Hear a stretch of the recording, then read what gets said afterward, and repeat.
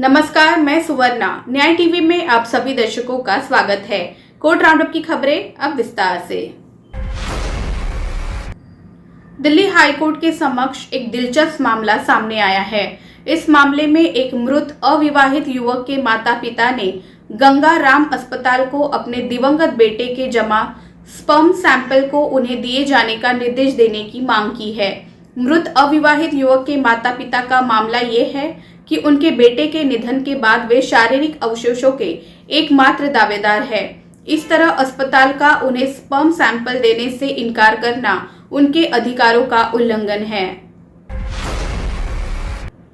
दूसरी ओर अधिवक्ता सुभाष कुमार ने प्रस्तुत किया कि अस्पतालों को एक जीवित व्यक्ति की अनुमति से स्पर्म एकत्र करने और रिजर्व करने की अनुमति है, लेकिन व्यक्ति की मृत्यु के बाद कानूनी अधिकार बदल जाते हैं। अशोक के चटर्जी बनाम भारत संघ मामले में कलकत्ता हाईकोर्ट के फैसले पर भरोसा करते हुए उन्होंने कहा कि चूंकि इस मामले पर कोई दिशा निर्देश नहीं है, उन्होंने याचिकाकर्ताओं को स्पर्म देने से इनकार किया है।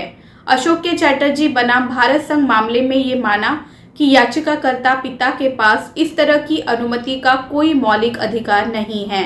याचिकाकर्ता के वकील ने हालांकि मामले को अलग करने की मांग करते हुए कहा कि अशोक के चटर्जी में मृतक विवाहित था, लेकिन वर्तमान मामले में मृतक अविवाहित है, जिसका कोई अन्य कानूनी उत्तराधिकारी नहीं है।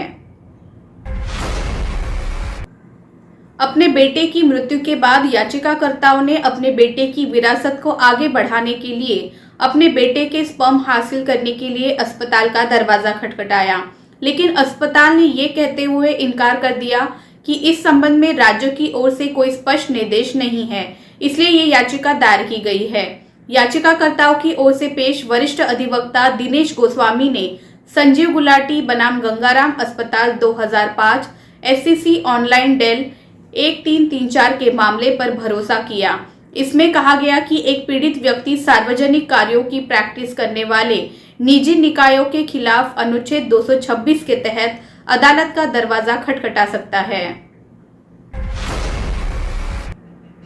इस मामले में दिल्ली सरकार के स्वास्थ्य विभाग और अस्पताल को दिसंबर 2021 में नोटिस जारी किया गया था। जस्टिस वी कामेश्वर राव ने अब इसे 13 मई 2022 को सुनवाई के लिए पोस्ट किया है।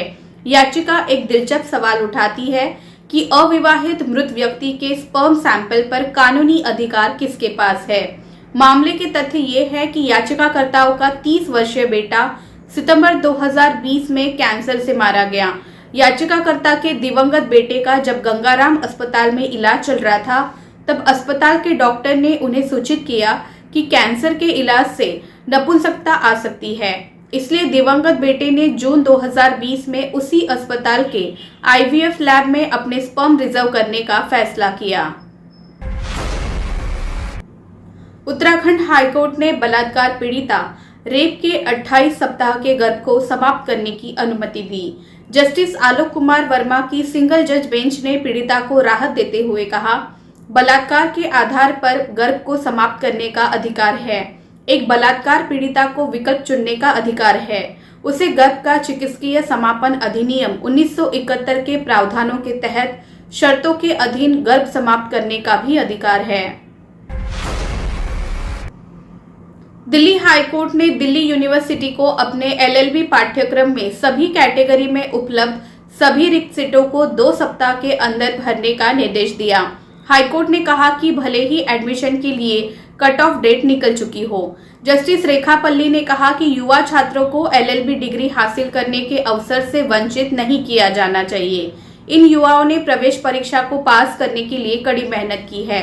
अदालत खाली सीटों की उपलब्धता के बावजूद दिल्ली यूनिवर्सिटी के LLB पाठ्यक्रम में प्रवेश नहीं दिए जाने से व्यथित 3 छात्रों द्वारा दायर याचिका पर सुनवाई कर रही थी। न्यायालय ने निर्देश दिया कि यूनिवर्सिटी को याचिकाकर्ताओं सहित रिक्तियों को भरने के लिए सभी योग्य उम्मीदवारों पर विचार करना चाहिए। मध्य प्रदेश हाईकोर्ट जबलपुर पीठ ने मध्य प्रदेश बार काउंसिल से पूछा है कि क्या एक वकील जिस पर चोरी के 7 केस दर्ज है, वो खुद को वकील के रूप में प्रस्तुत कर सकता है या नहीं, और क्या वो वकील प्रैक्टिस करने के लिए अपने लाइसेंस को बनाए रखने का हकदार है। न्यायमूर्ति विवेक अग्रवाल की खंडपीठ अधिवक्ता आशीष अग्रवाल की दूसरी जमानत याचिका पर विचार कर रही थी, जिस पर चोरी करने का आरोप लगाया गया है और जिसके पास से कई चीजें बरामद भी की गई है। मध्य प्रदेश हाईकोर्ट ग्वालियर बेंच ने हाल ही में कहा कि सीआरपीसी के तहत मुकदमा चलाने के लिए एक निर्देश जारी करने के लिए प्रारंभिक जांच करना अनिवार्य नहीं है और आवेदक इससे पहले सुनवाई के किसी भी अवसर का हकदार नहीं है। न्यायमूर्ति जीएस अहलूवालिया की एकल पीठ अनिवार्य रूप से अतिरिक्त सत्र न्यायाधीश के आदेश के खिलाफ एक आपराधिक रिवीजन से निपट रही थी, जिसमें प्रथम श्रेणी के न्यायिक मजिस्ट्रेट के समक्ष सीआरपीसी के तहत उसके आवेदन को खारिज करने के खिलाफ आवेदक द्वारा दायर अपील भी खारिज कर दी गई थी। पिछले महीने एक फैसले में जस्टिस गिरीश कुलकर्णी ने कहा, उपरोक्त परिस्थितियों में मेरी राय में इस हद तक मध्यस्थता की कार्यवाही लंबित होने पर कि ये याचिकाकर्ता को 2 साल की अवधि के लिए रोक देता है, इस हद तक मध्यस्थता की कार्यवाही लंबित होने पर याचिकाकर्ता द्वारा अंतरिम उपायों के अनुदान के लिए एक मजबूत प्रथम दृष्टया मामला बनाया गया है। 8 सितंबर 2021 के टर्मिनेशन लेटर में डाली जा रही ऐसी अवैध शर्त के प्रभाव पर रोक लगाना कोर्ट के लिए कानून की आवश्यकता होगी, जैसा कि ऊपर चर्चा की गई निर्णयों में निर्धारित कानून के स्थापित सिद्धांतों के विपरीत होने के कारण ऐसी स्थिति आरंभत शून्य है।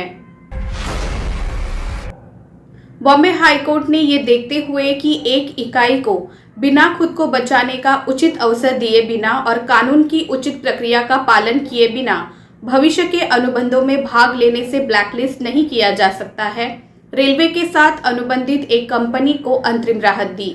अदालत ने माना कि रेलवे अधिकारियों ने शो कॉज नोटिस में डिबार्टमेंट की संभावना का उल्लेख नहीं किया, जिससे याचिकाकर्ता को अपने पक्ष का बचाव करने का उचित अवसर नहीं दिया गया। राजस्थान हाईकोर्ट ने मोटर दुर्घटना न्यायाधिकरण के निष्कर्षों को उलटते हुए, जिसने ट्रक चालक की 50% अंशदायी लापरवाही तय की थी, कार बीमा कंपनी को ट्रक बीमाकर्ता द्वारा किए गए भुगतान की प्रतिपूर्ति का निर्देश दिया है। ट्रक ने दावेदारों की कार को टक्कर मार दी थी। जस्टिस वीरेंद्र कुमार ने माना कि न्यायाधिकरण ने आक्षेपित आदेश में इस तथ्य पर ध्यान नहीं दिया कि ट्रक चालक की मृत्यु दुर्घटना से 2 दिन पहले ही हो गई थी। ट्रक को पुलिस ने जब्त कर सड़क के किनारे खड़ा किया था। पिच रोड बिल्कुल खाली थी, इसके बावजूद दावेदारों की कार ट्रक से टकरा गई।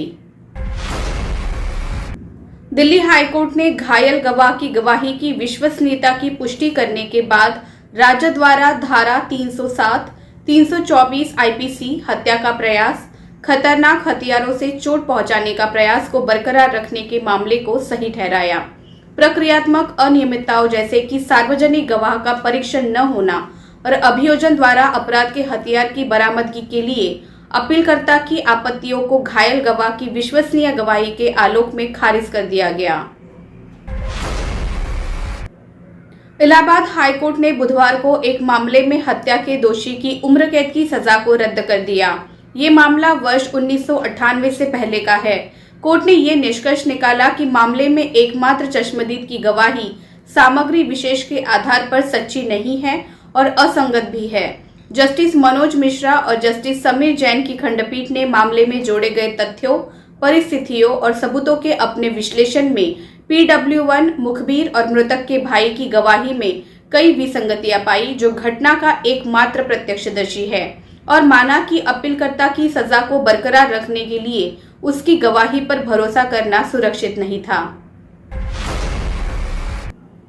मद्रास हाईकोर्ट ने हाल के एक फैसले में अन्य धार्मिक प्रथाओं के प्रति सहिष्णुता दिखाने की आवश्यकता के बारे में बात की। कोर्ट एक हिंदू व्यक्ति द्वारा दायर एक रिट याचिका पर सुनवाई कर रहा था, जिसमें कन्याकुमारी जिला कलेक्टर द्वारा एक चर्च बनाने की अनुमति को चुनौती दी गई थी, जिसके खिलाफ याचिकाकर्ता ने दिन और रात लाउडस्पीकर के उपयोग के कारण उपद्रव होने की शिकायत की थी। कोर्ट ने अपना निर्णय ये कहते हुए शुरू किया कि भारत के संविधान की प्रस्तावना में भारत को एक धर्मनिरपेक्ष गणराज्य के रूप में गठित करने का संकल्प लिया गया था। कोर्ट ने अनुच्छेद 15(1) का हवाला दिया, जिसमें कहा गया था कि राज्य को धर्म, और अनुच्छेद 51(a)(e) जैसे कारकों के आधार पर किसी के साथ भेदभाव नहीं करना चाहिए, जिसके अनुसार सद्भाव और भाईचारे को बढ़ावा देना प्रत्येक नागरिक का मौलिक कर्तव्य है। फिलहाल बस इतना ही। अन्य खबरों के लिए जुड़े रहिए न्याय टीवी के साथ। नमस्कार।